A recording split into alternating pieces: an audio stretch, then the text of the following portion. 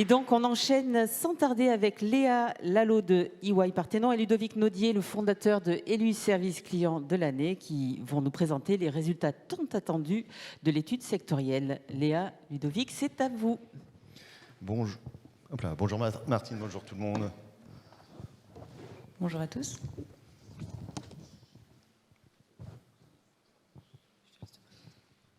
Ah d'accord, eh ben, écoutez, je me présente.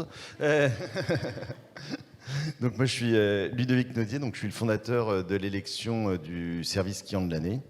Et je suis là aujourd'hui en particulier parce qu'à travers l'étude qui vous sera présentée, on a aussi compilé des chiffres de l'Observatoire des services clients qu'on réalise avec BVA, c'est-à-dire des attentes des consommateurs. Et ce qui est amusant, c'est d'avoir un peu le pendant côté finalement utilisateur final des services versus les utilisateurs que peuvent être les entreprises. Et justement, cette création de valeur que ça peut amener.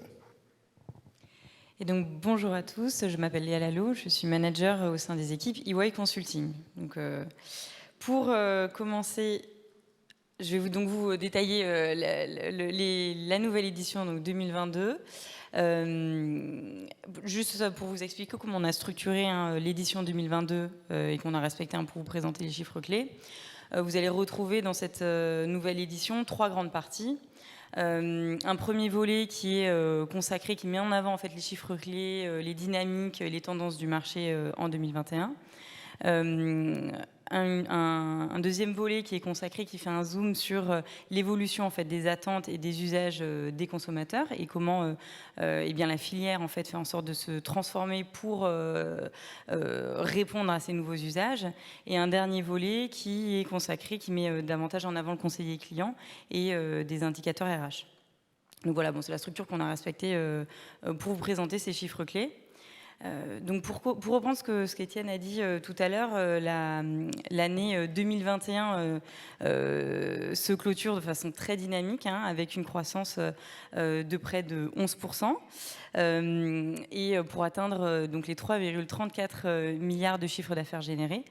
Et avec je me répète, je répète Étienne, mais avec une croissance moyenne depuis 2017 à près de 7%.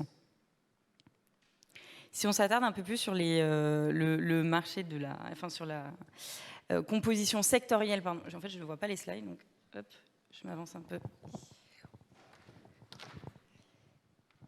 Donc, si on s'attarde sur la répartition sectorielle de l'activité, on voit que l'ensemble des secteurs d'activité enregistre une forte croissance en 2021. Avec donc déjà la téléphonie, le secteur de la téléphonie qui, de façon un peu exceptionnelle, en fait, enregistre une croissance. C'est pour la première fois en fait depuis 2017 que le secteur enregistre une croissance, donc là à plus 12% de croissance, et qui reste toujours le premier secteur du marché à hauteur de près de 27% de part de marché, suivi par le secteur de l'énergie, qui représente à peu près 18% du chiffre d'affaires généré, et suivi par le retail e-commerce, qui enregistre aussi, lui, une croissance à près de 13%. C'est intéressant de voir aussi, comme le mentionne Laurent d'EY Consulting, il y a d'autres secteurs qui enregistrent des très fortes croissances, avec notamment le secteur du service public, qui suit en fait la tendance de la pandémie, avec une très forte croissance à près de 70%, qui illustre bien que les acteurs du service public ont eu recours vraiment à l'externalisation de leurs relations clients et ont toujours, que cette tendance se confirme. On voit qu'il y a le secteur bancaire aussi, qui enregistre une belle croissance à 21%. Et pour finir, avec ce qui est intéressant de voir, c'est le secteur du travel and hospitality, qui avait été, vous le savez, très fortement marqué pendant la crise sanitaire, et qui, on voit, renoue avec la croissance, et qui enregistre une croissance à près de 6%. Ouais. Ensuite, on voit, si on s'attarde sur la répartition des activités proposées par les centres de contact, on voit en fait que le périmètre qui est confié aux centres de contact, devient de plus en plus large en fait dans le cadre de leur partenariat avec les marques. Sur la gauche du slide, on a la répartition des activités dites traditionnelles qui sont proposées par du coup la filière, avec l'assistance commerciale qui représente toujours la part la plus importante des activités à hauteur de 71%, qui enregistre une très forte croissance, à 14% par rapport à 2020. Il y a l'assistance technique et la modération aussi, qui est dans la partie haute, qui enregistre une très forte croissance à hauteur de 16% par rapport à 2020. Et à droite du slide, en fait, on a fait un focus sur les activités de diversification qui, comme chaque année, représentent plus ou moins 11-12% du chiffre d'affaires total. La part reste assez stable. Et on voit qu'il y a le développement technologique et les outils digitaux qui représentent toujours en fait, la plus grande partie de ces activités de diversification, qui enregistrent une croissance de 1,5% par rapport à 2020. Et on voit surtout qu'il y a les activités de data analytics qui enregistrent une très forte croissance de plus de 12%, qui illustre notamment le recours à l'intelligence artificielle dans les activités et pour répondre aux nouveaux usages des clients. Pour clôturer cette partie, et comme l'a dit Caroline, on s'est attaché cette année, notamment dans cette première partie, à vraiment mettre en avant les partenariats de long terme qui se créent entre les outsourceurs et les marques, et que ces relations de confiance qui se créent ont pour un objectif final de satisfaire et de fournir la meilleure expérience client possible. Parce que du coup la filière a fait face à de nouvelles attentes, des nouveaux usages en fait, des consommateurs. En 2021, il y a 90% des professionnels de la relation client qui estiment que les consommateurs ont des exigences plus importantes que par le passé. C'est notamment la conséquence de l'arrivée sur le marché des pure players digitaux qui ont installé des standards de simplicité, de personnalisation de l'expérience client, du coup que les clients espèrent recevoir avec n'importe quelle interaction, avec n'importe quelle marque. Donc on a constaté que pour dispenser la meilleure expérience client possible, il fallait répondre à 7 nouvelles attentes du coup des clients. Donc l'omnicanalité, les clients en fait recherchent une expérience sans couture et homogène, quel que soit le canal utilisé, en consolidant les interactions de tous les canaux. La personnalisation, les clients s'attendent à ce que l'expérience leur ressemble. Cela requiert une activation de canaux et d'informations en fonction des choix et des préférences évidemment des consommateurs et de leur profil. L'expertise, le client est autonome, il a l'habitude de rechercher des informations par lui-même. Donc il s'attend lorsqu'il contacte un conseiller client d'avoir de véritables conseils et contacte les conseillers clients pour de vrais actes à valeur, des actes complexes. Une recherche de simplicité, donc les clients souhaitent qu'on leur propose une expérience évidemment sans effort, qui leur demande un minimum de temps et d'action. L'instantanéité, les clients sont habitués à des prestations rapides, ils s'attendent à un traitement instantané de leurs demandes et des délais de réponse raccourcis. L'accessibilité, les clients recherchent un accès à l'information à tout moment, partout et sur n'importe quel device. Et pour finir, la transparence, donc la recherche de transparence où les clients souhaitent avoir de la visibilité sur l'ensemble des étapes du parcours et avoir de la visibilité aussi sur les délais associés. Je te laisse. Elles sont nouvelles ces attentes. Vous les avez identifiées comme étant des nouvelles par rapport à ce qui était précédemment moins important. C'est une tendance qui se confirme quand même depuis quelques années et qui s'ancre vraiment, je pense. Merci. Ludovic. Oui, Martine. Alors, si on est là, c'est que vous êtes évidemment des grands professionnels de la relation client. Souvent, on dit que vous êtes aussi vous êtes comme des sportifs de haut niveau. Vous vous entraînez régulièrement pour délivrer cette expérience. Et ça a permis aussi de créer cette confiance entre les marques et les partenaires. Il y a quelques années, on n'aurait pas réussi à faire le podcast, par exemple, qu'on a fait ensemble et à réunir des marques et des partenaires autour de l'esprit d'équipe, autour de comment est-ce qu'on amène cette qualité dans l'expérience de la relation client et d'être capable d'afficher ça.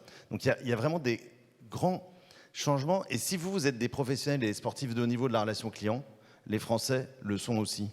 Alors ils le sont sur la consommation. Mais donc ça veut dire qu'on a deux sportifs de haut niveau qui se rencontrent, les deux sont entraînés, les deux savent s'évaluer. Et quand on est sportif de haut niveau, forcément, on a plus d'exigences. Et donc, en plus de contacter pour pratiquement 80% un service client au moins une fois par an, ils vous contactent en bon professionnel et ils vous jugent en bon professionnel.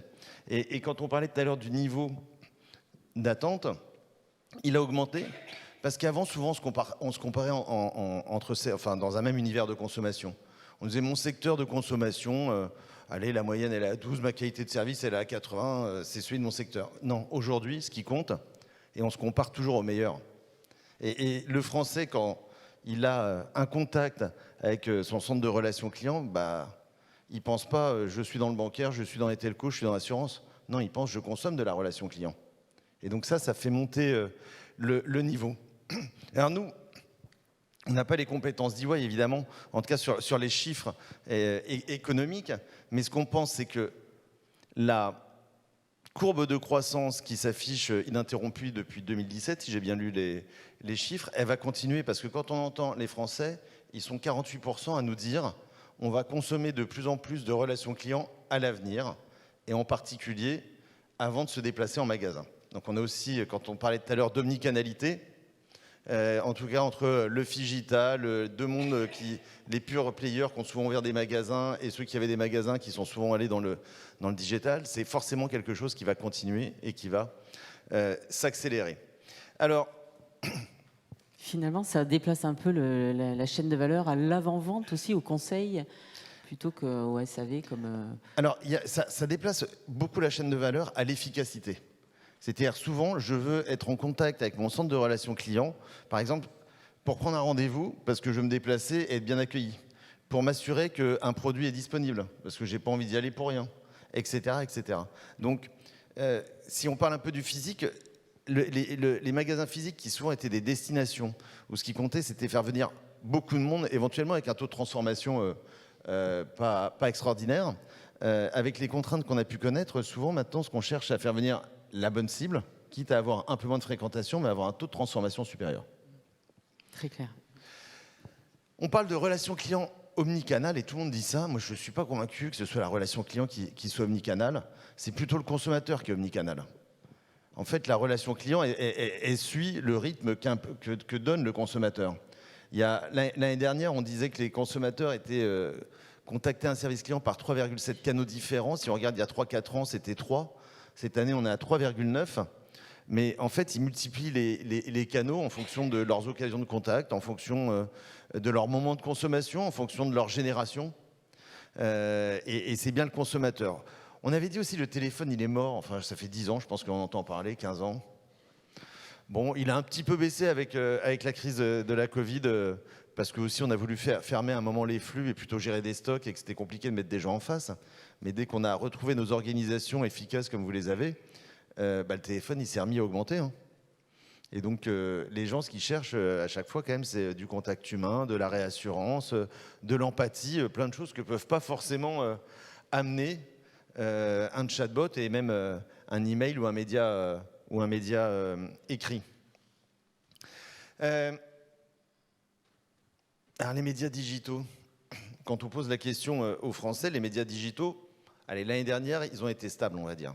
Ce que ça change surtout pour nous, c'est que ces médias digitaux qui étaient à nouveau des stocks avant, un email, j'avais 24 heures, 48 heures pour y répondre. Maintenant, c'est la demi-journée. Et encore, si je ne l'ai pas fait dans les 2-3 heures, ça se trouve, j'ai une réitération. Donc, on a des médias digitaux. Le temps s'accélère. Le temps s'accélère. Le temps du consommateur, en plus, ce n'est pas forcément celui de l'entreprise. Parce que nous, en tant que consommateurs, on est tous d'accord pour dire qu'on veut une réponse dans les 2-3 heures. Mais en tant qu'entreprise, on se dit quelle galère d'arriver à délivrer ça.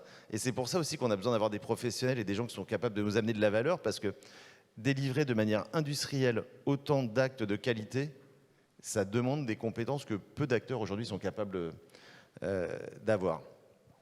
Et se pose après la question des compétences évidemment de vos collaborateurs, parce que quand on passe d'un média oral qui est un média écrit, et ce que font de plus en plus quand même nos clients, tout ça en flux tendu, pas simple.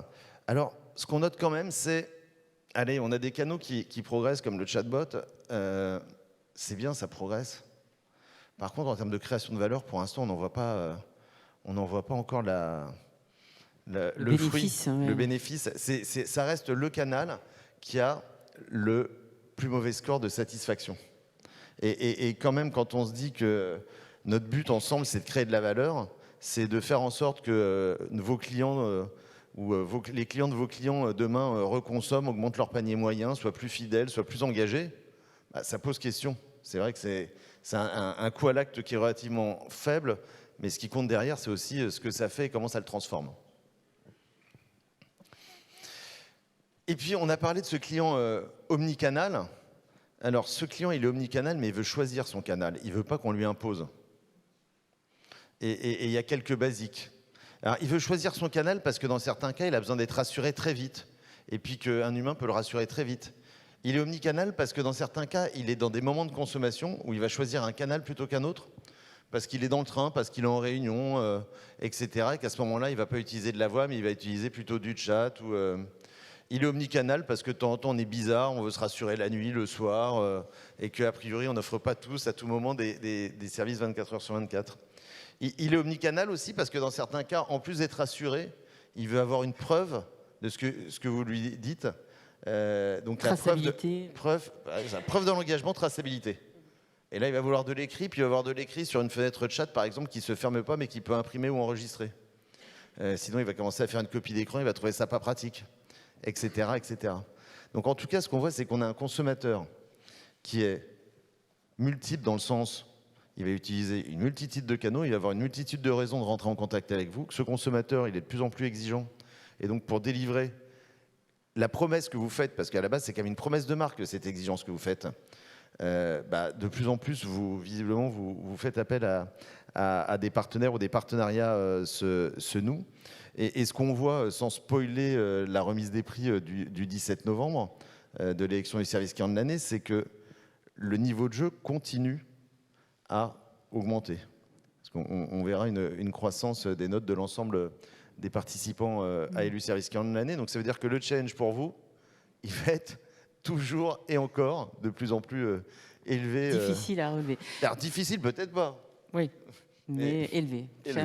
Juste sur la ventilation des canaux choisis dans les types de demandes de relations clients, est-ce qu'il y a des tendances de canaux qui progressent plus que d'autres? Parce que là, on a les chiffres, la ventilation par canaux, mais est-ce qu'il y en a qui sont plus dynamiques que d'autres? Alors, je pense aux réseaux sociaux. Alors, tu es en train de me poser une colle, mais en gros, si les réseaux sociaux, ils ne progressent pas tant que ça. Nous, ce qu'on constate, c'est que les réseaux sociaux, si on prend en gros Facebook, etc., c'est des canaux en fait, qui sont caisses de résonance. Ce n'est pas forcément des canaux de relation client, c'est plutôt des canaux d'influence. Et en plus, la relation client n'a pas forcément les moyens d'interagir sur ces canaux. Parce que pour traiter une grosse partie de vos demandes en relation client, on a de la donnée personnelle, par exemple. Et sur un mur Facebook, alors, nos clients, de temps en temps, n'hésitent pas à mettre leurs coordonnées bancaires sur le mur, etc. Ils ne se rendent pas compte de ce que ça peut engendrer.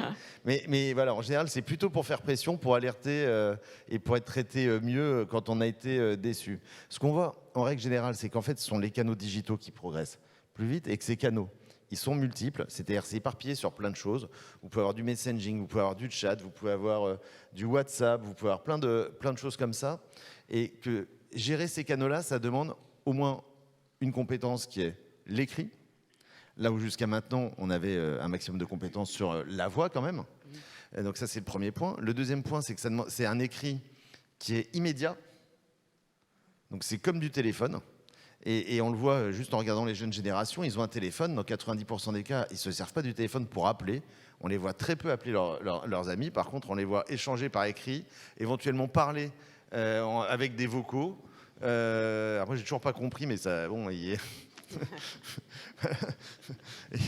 et donc l'avenir de la relation client, c'est peut-être de la voix comme ça, c'est que plutôt que d'écrire, on va peut-être se parler. Il y a un intermédiaire qui s'appelle le téléphone. Allez, peut-être dernier point pour pas... c'est le score de satisfaction globale. Ça fait... alors 2007, c'est la création d'élus service client de l'année. On avait une volonté, c'était quand même de valoriser les métiers de la relation client et les gens qui font bien leur boulot. Et je pense que c'est un objectif commun qu'on peut avoir ensemble avec le SPDEC, en plus des partenariats marques prestataire, mais quand on voit que 70% des Français sont satisfaits de la qualité des échanges qu'ils ont eus en 2021, on peut quand même se dire que l'exécution est aujourd'hui de très bon niveau. La difficulté, c'est que, en fait, maintenant, c'est normal. Plus personne ne va surprendre son client en ayant une relation client normale. Donc maintenant, il faut passer à la surprise. Enfin, c'est tout ce qu'on entend aujourd'hui, certainement, les émotions, la surprise. Parce que le but, c'est quoi? C'est de créer de l'engagement avec nos clients. Si on fait tout ça, c'est parce qu'on veut que ce soit plus fidèle, que ce soit plus rapide, qu'il nous coûte moins cher, qu'ils en parlent autour d'eux, etc. Et ça, aujourd'hui, on ne le fait plus par l'exécution, parce que l'exécution, c'est devenu un basique, vous savez le faire. Même si c'est super dur à faire. Et donc maintenant, il faut continuer à s'inventer, à se réinventer. Pour rentrer dans cette fameuse économie de l'expérience, finalement, qui crée de la préférence de marque et où les acteurs de la relation client ont toute leur part à jouer. C'est ça, mais c'est ce qu'il faut aussi.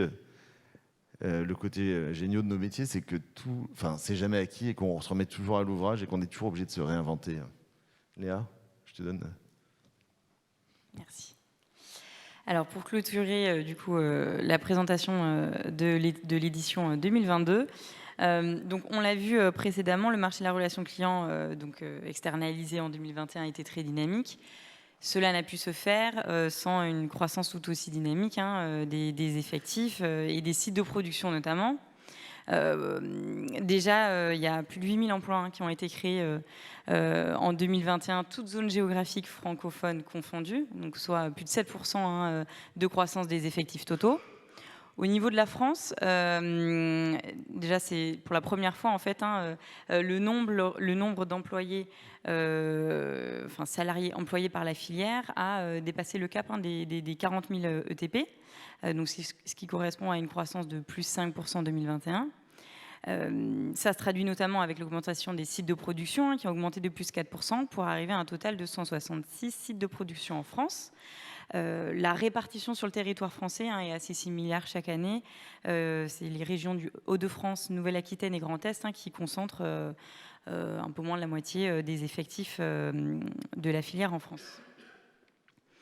Vous allez le voir dans l'étude, la filière s'engage à valoriser, rendre experts et autonomes les conseillers clients. Il y a 76% des salariés du secteur qui ont un niveau supérieur ou égal au bac. C'est un indicateur qui est stable par rapport à 2020. C'est intéressant de voir que les pratiques du télétravail commencent vraiment à s'ancrer. Sur le total des heures travaillées en fait, en 2021, il y a la moitié qui ont été faites en télétravail contre 31% en 2020. Et pour finir, on voit qu'il y a une vraie augmentation des heures de formation, formation initiale et continue, toutes confondues, qui prouve une vraie volonté de la filière de développer le champ de compétences des conseillers clients pour s'adapter toujours au mieux aux nouvelles attentes des consommateurs. Et on voit que pour s'adapter toujours, la filière crée de nouveaux métiers. Il y a près de 90% des membres du SPDC qui ont créé des postes de data analyst en 2021. Et on voit qu'il y a des investissements, comme l'a dit Ludovic, dans aussi des nouveaux canaux, les canaux digitaux. Et donc, associé à cela, des nouveaux postes qui se créent en lien avec ces nouvelles technologies de coordinateurs de médias digitaux, par exemple. Voilà, donc pour conclure, on peut dire que l'année 2021 restera un excellent cru, pour reprendre les mots de Laurent Wagners, au regard donc de sa croissance exceptionnelle, que ce soit en termes de chiffre d'affaires généré, on l'a vu à plus de 10% de chiffre d'affaires généré en 2021, et une forte croissance des effectifs avec plus de 8000 effectifs emplois créés. On a vu toutefois que la filière avait dû faire face à de nombreux challenges avec l'évolution des attentes et des usages des consommateurs et donc un niveau d'exigence accru vis-à-vis de leurs marques et de leurs partenaires. Donc la filière a dû s'adapter, a dû investir dans les canaux digitaux en mettant le conseiller client au cœur de cette transformation. Pour être en mesure de rendre le client satisfait et conserver la confiance qu'il a envers la relation client et envers la marque au global. Parfait, mille merci, à vous deux, Léa Lao d'EY et Ludovic Naudier, élu service client de l'année. On peut vous applaudir merci, bien fort pour cette présentation. Et pour ces bonnes nouvelles, parce que quand même un marché avec une croissance soutenue à 10,8%, qui atteint aujourd'hui 3,34 milliards d'euros pour la relation client externalisée. Bravo à tous pour cette belle performance.